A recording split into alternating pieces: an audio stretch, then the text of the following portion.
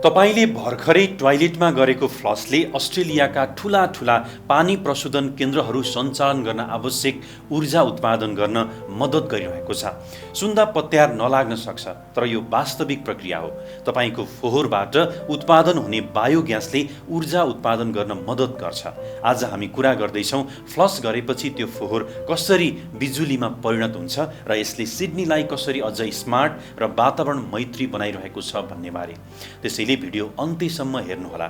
जब हाम्रो घरबाट निस्किएको ढलको पानी वाटर रिसोर्सेज रिकभरी फ्यासिलिटिजमा पुग्छ, त्यहाँ सबैभन्दा पहिले पानीमा मिसिएका प्लास्टिक, कागज र अन्य आवश्यक वस्तुहरू छुट्याइन्छन्।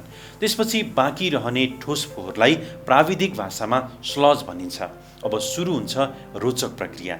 यो स्लजलाई ठूला डाइजेस्टर ट्याङ्कमा राखिन्छ, जहाँ विशेष प्रकारका ब्याक्टेरियाले त्यसलाई बिस्तारै विघटन गर्छन्। यही क्रममा प्राकृतिक रूपमा एउटा ग्यास उत्पादन हुन्छ, जसलाई बायोग्यास वा मिथेन ग्यास भनिन्छ। अब यो ग्यासलाई त्यत्तिकै हावामा खेर जान दिइँदैन। यसलाई सुरक्षित रूपमा सङ्कलन गरिन्छ र कोजेनेरेसन प्रविधिबाट बिजुली र हिटमा रूपान्तरण गरिन्छ। यही ऊर्जाले पानी प्रशोधन केन्द्रहरू सञ्चालन गर्न आवश्यक ऊर्जाको ठूलो हिस्सा उपलब्ध गराउँछ। Bondi, Cronulla, Liverpool, Malabar, North Head, Saint Marys र बुलनगोङ लगायतका ठूला केन्द्रहरूमा पनि यही प्रविधि प्रयोग भइरहेको छ। त्यसैले अर्को पटक तपाईँ टोयलेट गएर फ्लस गर्दा एकपटक मुस्कुराउनुहोस्, किनभने तपाईँको दैनिक जीवनबाट निस्किने फोहोर पनि खेर गइरहेको हुँदैन। त्यसबाट उत्पादन भएको बायोग्यासले ऊर्जा उत्पादन गर्न मद्दत गरिरहेको हुन्छ।